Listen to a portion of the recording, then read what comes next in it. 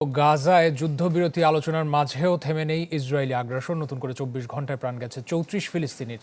এর মধ্যে রাফাতেই নিহত ২৬ জন। আর এমন পরিস্থিতিতে গাজায় মানবতাবিরোধী অপরাধের অভিযোগে নেতানিয়াহু সহ ইসরায়েলি কয়েক কর্মকর্তার বিরুদ্ধে আন্তর্জাতিক অপরাধ আদালত থেকে জারি হতে পারে গ্রেপ্তারি পরোয়ানা। আইসিসির এমন পদক্ষেপ ঠেকাতে তৎপরতা শুরু করেছে বাইডেন প্রশাসনও।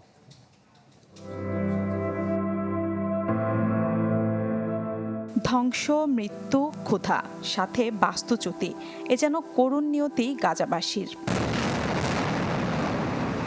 প্রতি মুহূর্তে ইসরায়েলি ধ্বংসযজ্ঞের সাক্ষী হতে হচ্ছে ফিলিস্তিনিদের।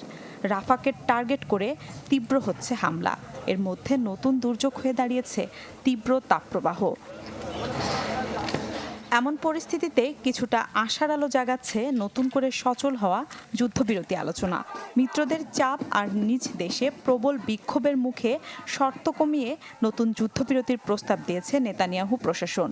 নতুন প্রস্তাবে জিম্মি মুক্তির বিনিময়ে ৪০ দিনের যুদ্ধবিরতি ও বাস্তুচ্যুত ফিলিস্তিনিদের উত্তর গাজায় ফেরত পাঠানোর কথা বলা হয়েছে। ইসরায়েলি প্রস্তাবকে গ্রহণযোগ্য দাবি করে হামাসকে তা মেনে নেওয়ার আহ্বান জানিয়েছে যুক্তরাষ্ট্র ও যুক্তরাজ্য। তেল আবিবের প্রস্তাব পর্যালোচনা করার কথা জানিয়েছে হামাসও।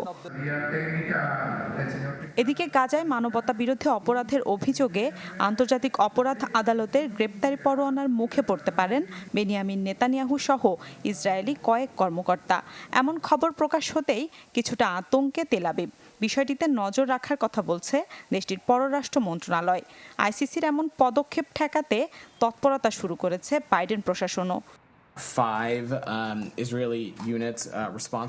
ইসরায়েলি সেনাবাহিনীর ৫টি ইউনিটের বিরুদ্ধে মানবাধিকার লঙ্ঘনের প্রমাণ পেয়েছি আমরা।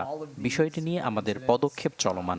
তবে ইসরায়েলের প্রতি মার্কিন সমর্থন অব্যাহত থাকবে। আমরা বিশ্বাস করি ফিলিস্তিন ইস্যুতে ইসরায়েলের কাউকে শাস্তি দেওয়ার এখতিয়ার নেই আন্তর্জাতিক অপরাধ আদালতের।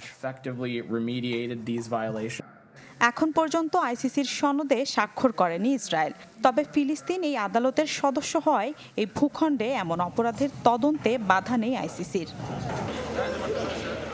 মিলা খন্দকার, চ্যানেল 24।